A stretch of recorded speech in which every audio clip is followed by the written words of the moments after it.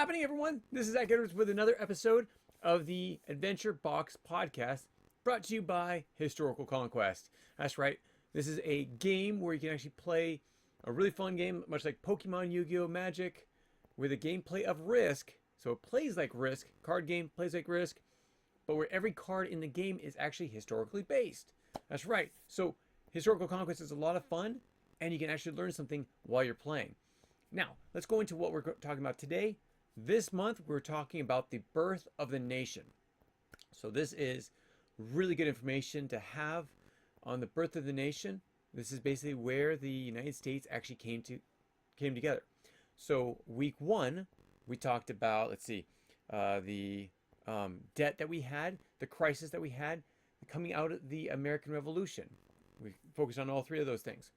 The next one, we talked about the Continental Congress and the U.S. Constitution, including ratifying it, which basically means all the states sign them into law. So at that point, we're getting there. We're almost there. Now, the thing that the Constitution and the Constitutional Convention came in, they replaced the Articles of Confederation because it wasn't what the U.S. needed. So now we are on to something that's very important, and that is the start of the federal government. Okay. So this is very interesting because at this point, we have an election that's coming up.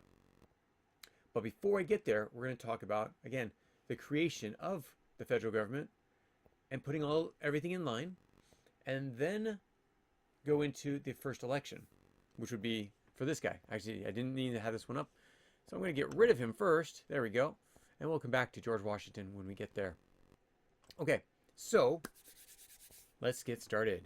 Okay, so today we're going to dive into one of the most transformative moments in American history, the creation of the federal government, and also the first presidential election that would define the leadership of this new country. Now, this is why I actually said that the presidency was... Now, let me just remind everyone of how pivotal this moment was.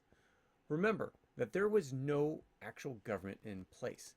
There was an Article of Confederation that was actually supposed to set up a government, but it had such limited powers that basically all the states were in control. Now remember, they weren't even states at this time until the U.S. Constitution was actually signed, when it was actually what we call ratified. It means signed into law.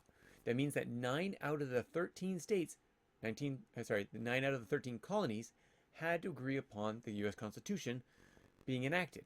So this was almost, not even almost, this was completely an experiment. So that's why the creation of the United States was so pivotal, was so important, and no one knew if it was going to succeed or if it was going to fail. The American government could have fallen apart at that point if they did not do it exactly how they needed to do it. Which is also why we say that, well, myself personally, I say that George Washington was actually one of the most pivotal presidents we've ever had. Pivotal in the sense that if it wasn't for him, this government would never have worked. Remember that, not to get too much into what happens in the first election, but if it wasn't for him, you know what? We're going to wait on that. Everything I'm about to say about George Washington, I'm going to say later on when we get to that segment. But first, let's go into a recap of what we talked about on Monday and Wednesday of last week. Okay, so the U.S. Constitution was ratified in 1788, but the real challenge was bringing it to life. The country needed a functioning government, and as I said, the Articles of Confederation was not functioning, was not allowing the Congress to actually function. It couldn't do anything with trade, could not tax, which means they had no revenue, and it had limited military powers as well. That was all based on the Articles of Confederation because it was built on a war, during a war. So the first federal election would be essential in this, but they had to set that up first. They also had to set up the Congress, the presidency, what would happen after the election, and the courts. But how would this actually work? Okay, so first order of business was the election. Not the election for the president, but the election for the first Congress. Now, this first U.S. Congress had delegates from every colony, and they came together in New York, March 4th, 1789.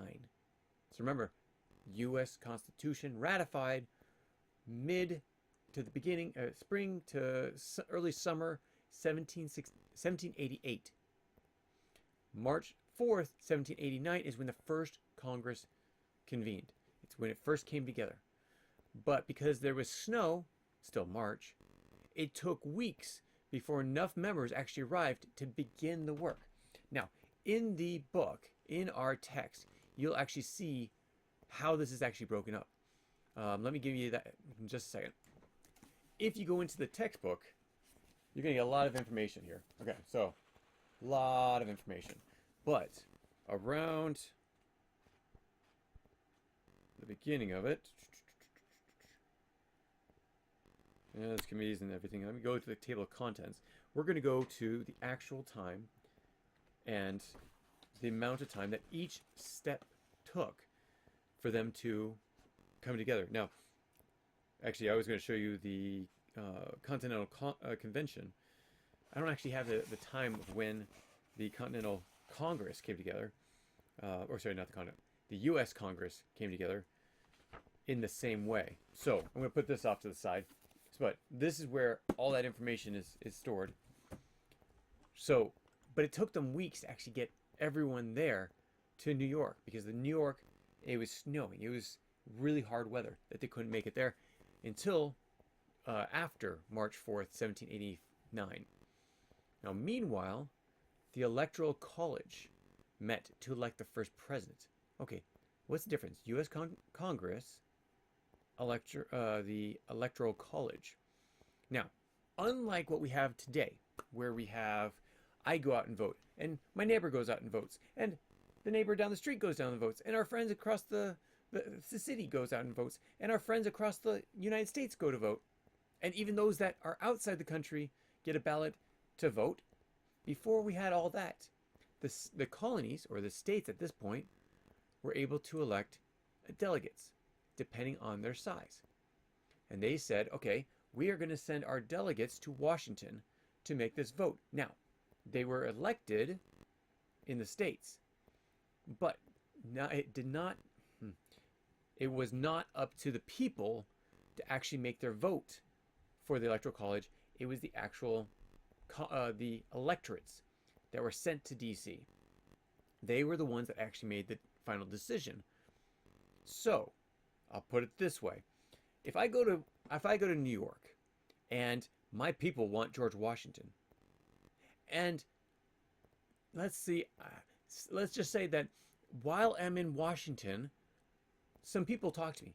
They're called lobbyists today, but back then there were more of people of different interests, or even people of different, we'll just say different interests. They come to me and say, hey, you know what? You need to vote for Jefferson, because Jefferson has these great points, A, B, and C. And it's like, well, I like A, B, and C. So yeah, I'm going to go vote for them. I mean, I know what the state wants, but they're not with me and they're not making the decision. I'm making the decision. I'm going to vote for Jefferson. That's how pivotal the first Electoral College was. It was set up so that basically the government was not formed enough in order for anyone to vote. And when it came to anyone to vote, getting those electors in, getting the votes in, counting the votes, impossible at this time. There was no central government, basically. The Congress was still coming together. So during this time, the Electoral College comes together. And they vote. And again, they could have been for anybody. But unanimously, which means every single one of them voted their first vote for president for George Washington. Now, they actually had a second vote. This one was depending on whatever they wanted, because there was so much confusion in the states. It had to be that delegate that would actually choose the second vote, and that was for the vice president. So you had George Washington, and you had his VP. Now, in this time that this was actually going on, there was also another issue that was really, really important for them to figure out. So the Congress had just gotten together, and the first thing they had to do was figure out the court system. So, yes, I'm bypassing the presidency just because this is all happening basically at the same time. Because the courts are going to be basically what's going to allow for the checks and balances we talked about last year. The legislative government, or legislative branch, they create the laws. The executive executes the laws, and the judiciary, the judges, can make sure that they are constitutional. So anything that was chosen, if you didn't have the courts in place, nothing else could run, because all three branches had to be up at the same time. Basically, up at the same time. They were very basic, very simple. Did not have all the rules, regulations, or other things that were set up at this point, like 250 years later. Now, this was why it was so important to have these three branches at least started. So Congress, they passed the Judiciary Act, which established the Supreme Court and the federal courts. This was in the Constitution, but not spelled out how it should have been. Now, also, Congress, they also created the Treasury, the Department of State, so the Department of Treasury, the Department of State, and the Department of War, or the War Department, which would later form Washington's cabinet. Now, they put this together without the cabinet secretaries. That was chosen by Washington. They just chose these departments that had to be run. Treasury, to bring in money and hold on to revenues. State, the relationships we have with other countries. And War Department is basically, again, when is war going to be held? And how are they going to defend the United States? The creation of the Army, the Navy, and so on and so forth. So, now you have the legislative branch. That's forming. Now, the executive branch, Washington, had no model to follow. He had no idea what he was going into, because even if they discussed it in Congress, well, for one thing, it would take a long, long time to get past Congress. They passed the Constitution. It did not spell out what all the duties were of the presidency. This is another reason why Washington was so important. He was completely nonpartisan. He just wanted the best thing for the country. So the Constitution gave him powers, but he did not know how to act, but he would be the one basically setting the precedent for everyone to be able to run the next presidency and such. So this was very important. So you have the legislative branch, the executive branch. Now, remember, we also talked about John Jay. He was over the Constitutional Convention. They appointed him as the first Chief Justice, leading a court of 6 justices. So there's 7 of them. Now we have 9. We've actually gone above that, and we've gone below that. So it's been all over the place. Now it's basically set, we have precedent that it's 9 Supreme Court justices. Now here is the sad thing for them. They did not have a building where people came to them and judge. They would actually move around. And they also had federal courts as well that would move around. Everything was basically up in the air. Remember, this is an experiment. No one knew exactly how to run this country. It was the first of its kind, and it had rules and regulations and such based on a single document called the Constitution. This is when step 3 comes in, the Bill of Rights. So, many states had ratified the Constitution and only on the conditions that we would pass a Bill of Rights. Now, this was like Patrick Henry, George Mason, and such. They said there has to be these Bill of Rights. We have to have the basic rights down. Well, James Madison, and actually I was wrong last week. I said we were going to talk about it this week. We're actually talking about it the next week, because right now we're talking about the formation of the government in the next 2 days. There's just a lot here. So now James Madison came up with the first proposed Bill of Rights, which had 12 amendments. But when this is actually passed, about 2 years later, 1791, only 10 of them were ratified, were accepted. These that passed included freedom of the First Amendment, freedom of speech, religion, press. We went over this last week, but I'll just go quickly over them. Number 4, protection against unlawful searches. Big thing because of Britain. And the 5th and 6th, which basically means fair trials and also due process. Means you're going to get a fair trial. You can have it in front of a jury.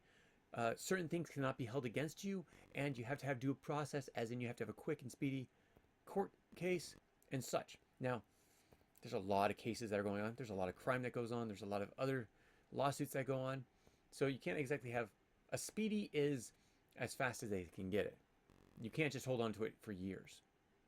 Now, there's actually a case right now, or there was, where there was actually people for 2 years didn't receive a court hearing. And those were people from January 6th. Now, I'm not saying either side. I'm not going to make this political. But there were people sitting in prison who had not had their court hearing 2 years later. And there's no actual reason for it. They just could not get their court cases. And as you know, because President Trump came in, he made a promise that he was going to release them. He released them. Now, you may be against the fact that he released the violent ones against police. I'm actually against that. But there is actually precedent and reason why he did it. So, again, not getting political. I'm not going to go there. By the end of 1789, the federal government had gone through basically this theory to reality. They had this experiment, and they proved that it could be put together. It wasn't perfect, but it was functioning. And now, it was at the end of the year, after George Washington was set into the presidency. Now was his job to make it work. Okay, so the first election of George Washington. I want to go over a little bit more of this. Now, we quickly went over it just a little bit, but I'm going to add a little bit more. So on April 30th, 1789, remember, it was March 4th, 1789, when the first Congress came together. And they couldn't do much because of snow and other issues that the whole Congress could not get them together for weeks. So by this point, though, they had to get George Washington they had to get a president into place. So George Washington stood on a balcony of Federal Hall in New York City and took his first presidential oath of office.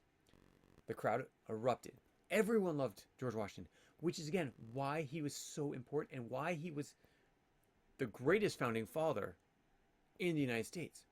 It was only under him that it could have happened. Because Federalists and Anti-Federalists all agreed on George Washington. They trusted him with their lives and the new government. So, this is why it was so important.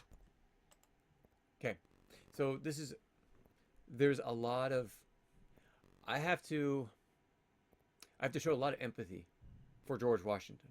After his election, he must have had so much anxiety and stress because he was the one that would make this all happen. Now, of course, we had a Congress, but there's a ton of the people there. But he was the only one in the executive branch, and he's the only one that basically could set the precedent. And people trusted him. They trusted him, again, because they believed him. They knew he was an honest man. They could actually believe him. So unlike today, the first presidential election wasn't a race between candidates, is between the electoral college, like we were talking about. And at this point, I said that each state had multiple of delegates depending on their population. Actually, I was wrong. In the first election, it was 2 per state. So the person with the most votes would become president, and the second would be vice president. And you could actually have a second vote, which would allow for the vice president. So February 4th, 1789, Washington won every single vote, and he's the only president in history that's ever gotten that. His vice president became John Adams by the vote of the people. But the great thing is John Adams actually was great friends with George Washington. So it actually really worked. Now, John Adams was very much a federalist. He wanted a very strong federal government, almost to the point of a monarchy, though the Constitution basically said no monarchy. John Adams was the vice president to work under George Washington. Now, the vice president didn't exactly have that many tasks. They were more of a positionary, just in case the president was shot or assassinated. But John Adams would play a bigger role later on. So, Washington, he was very reluctant to serve. This is very important to know because he did not want his position. He took it because he owed it to the country. And for that reason, even more. He didn't want fame, he didn't want power, he didn't want any of this stuff. And he was giving it. So Washington did not want his job. He had already retired to Mount Vernon after the American Revolution. He was done. Throw hands up, he's done. He even wrote to friends, and he felt unqualified for the presidency. Okay, so someone so humble, and someone that everyone could actually trust and honor. That's why he was made president. The Americans trusted him more than any other leader. His presence basically legitimized the U.S. government. Now, here's the great thing. Not to just the U.S. people, but to every foreign country around them. George Washington was known as a great military leader, one that basically helped win the American Revolution, but he was also a man of his word, which is also why the foreign countries could actually accept him, could agree upon using him, or not using him, could agree upon honoring him as the leader over the American continent, the United States. Okay, here we go. Now let's talk about some of the early challenges that he had. Challenge number one, he had to define the presidency. The Constitution gave, again, Washington the power, but did not give the guidance of how to run it, how to use the powers. Let me ask you, if you were in that place, do you think you might have gone overboard? Do you think you might have had a little bit of stress? Do you think you would have actually been successful at doing what George Washington had? Well, George Washington had a little bit more experience than us. Again, as a military leader, multiple wars, had worked with the British for a long time. So some of his key precedents or the things that he set up were this. Well, yeah. Okay. He consulted his cabinet rather than ruling alone. So he was not a king. Basically, he had a philosophy. He wanted to be a president. He wanted the president to be hands-on, like a monarch, but stay distant from everyday politics. Wait a second. How do you do that? Well, hands-on, like a monarch, in the sense that he basically has a hand in everything that's going on. Not in the ruling of it, but he wanted to, let's just take King Charles. Even though he had a parliament, he knew everything that was going on. Now, the difference between him and King Charles was the ultimate end, the my rule or the highway. George Washington went to his cabinet, and his cabinet were the ones that are over the three departments. We talked about the Treasury, the State, and the War Department. He did not control those. He went to his cabinets and had them. He delegated the executive role because they were all executive cabinets. He limited his own power, basically. He ensured Congress would remain dominant as the lawmakers. He would not try to overstep the bounds, which was why no president since then was allowed to overstep his realms, even though they tried, of course. Now, let's take, for instance, what's happening today. You have Donald Trump. He just came into power. Now, he does have a mission. Because of his large win in the country, both popular and the electoral, he basically says he has a mandate by the people. So he has this vision. And yes, the Congress is accepting of his vision to some extent. There are detractors, basically people that do not completely support him, which is good because at the same time that he might have this vision and he had this mandate, he's following his basically every campaign promise that he's said, he's following those rules. Ultimately, he's making the cabinets fulfill those roles, fulfill those promises. So the first thing, you have DOGE. DOGE is the Department of Government Efficiencies. Now, what is DOGE? DOGE is basically a continuation from an Obama department that he put in to basically make everything more effective, more efficient. And in that department, it was more for like digitalizing everything. Well, this way, they're actually having DOGE run in part by Elon Musk, who works under the president, to actually fulfill these efficiencies and basically make it so that the government is not wasting money. So Donald Trump said, this is my vision as the executive branch. I'm giving it to this department. Now, what's another one? Immigration. So Homeland Security, you get this. Now, this is my vision. You get this. I want you to help me to get these things done. And I will listen to you as you give it to me of the things that can be done to get that done. Okay. Then you have some of his other ones. Okay, lowering the cost of living. Okay, so inflation, it's probably going to go back up. It started peaking up even from Biden's last quarter that he was president. So inflation is starting to creep up, not because of what Trump's doing, but because this is before Trump came into play. This is the quarter before Trump was become president. So everything's controlled by Biden at that time. So inflation is going up. Now, Trump has now gone to the State Department and said, I want to put tariffs on these countries. They're giving us basically a tax on everything that's coming out of the United States into that country. They're taxing it so that people in that country are going to buy less of it. They're going to make, the government's going to be able to get more money off of it. And Trump's like, whoa, wait. If you're taxing our stuff that's going in there, which means they're going to use less of our stuff, then we're going to do the same thing. If you have something coming into our country, we're going to do it equal with that. So if you're taxing us, or taxing our goods 10%, we're going to tax you 10%. If you tax it 20%, we're going to tax yours 20%. So he has asked the State Department to get this done, and they are getting that done. Again, he has a vision. These are all based on campaign promises, and he's having these different cabinets to fulfill this. Now, at the same time, he cannot go past two branches of the government.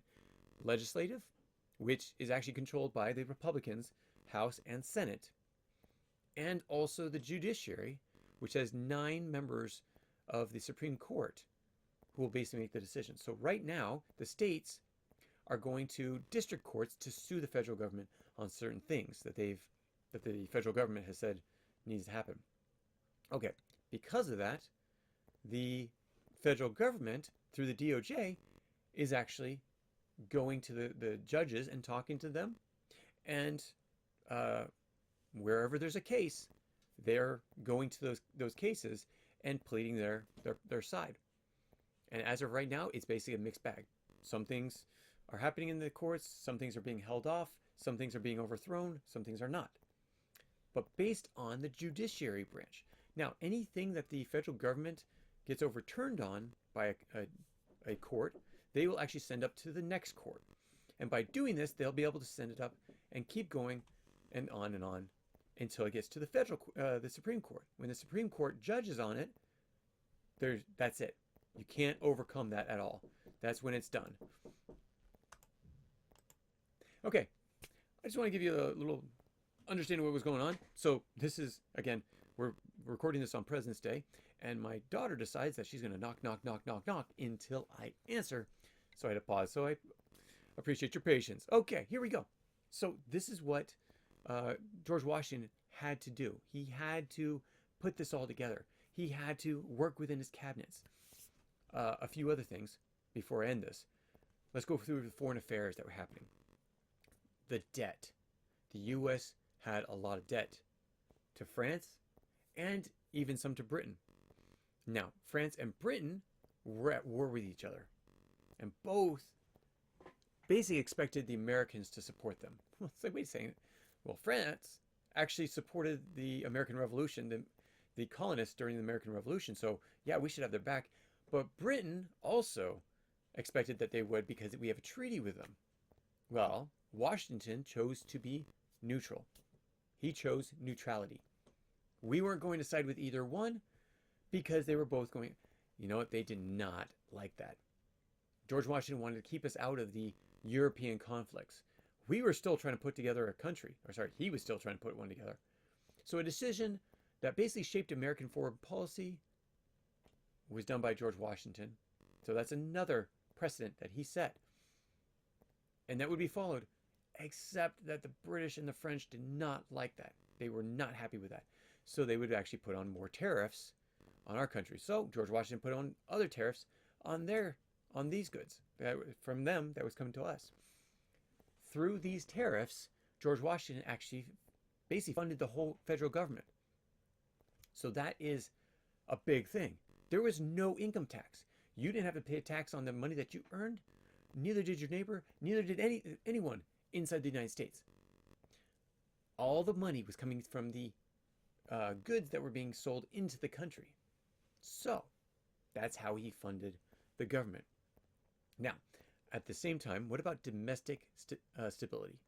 Let's talk about this. This is another one of the challenges. So again, the challenges that he had: setting a precedent. He had to cover foreign affairs. Now the last one, domestic stability. The new federal government faced resistance everywhere, especially with people who feared a strong national authority. The national authority, remember, anti-federalists, federalists. Federalists wanted a strong central government. Anti-federalists did not. Washington, again, was the only one that could unify these groups. He balanced them.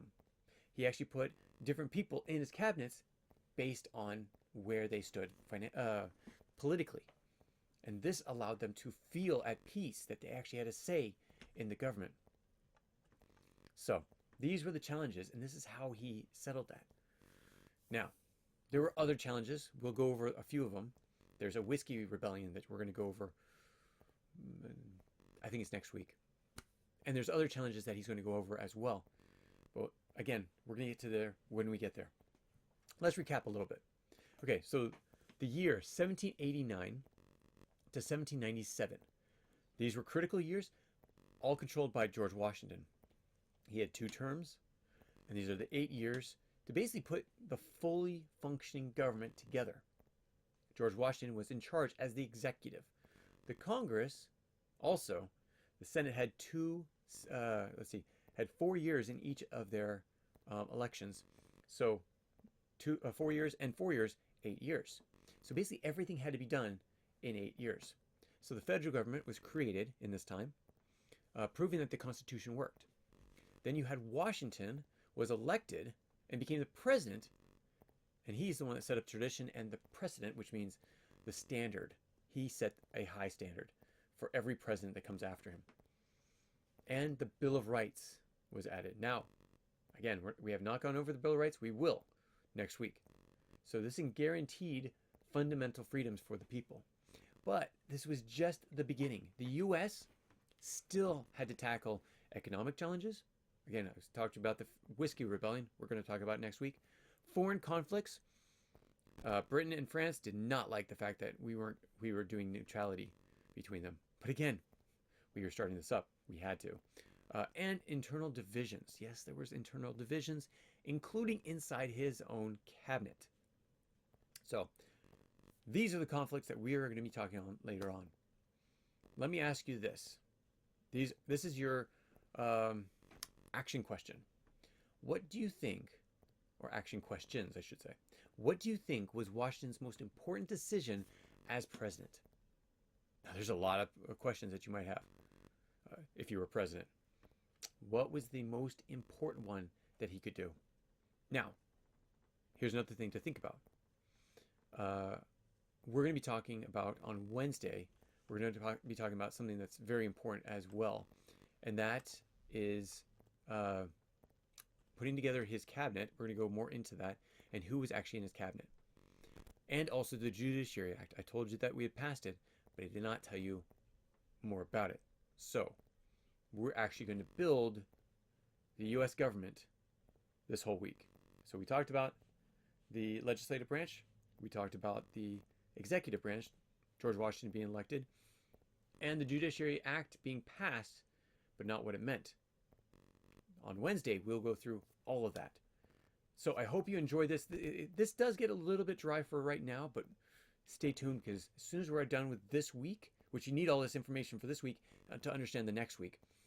As soon as we get into it, we're going to get into the Whiskey Rebellions. We're going to get into the Bill of Rights, your rights to bear arms, freedom of speech, all these things. So stay tuned for that. Thank you so much for joining me, and we will catch you next time on Adventure Box Podcast. Take care, everyone. Bye.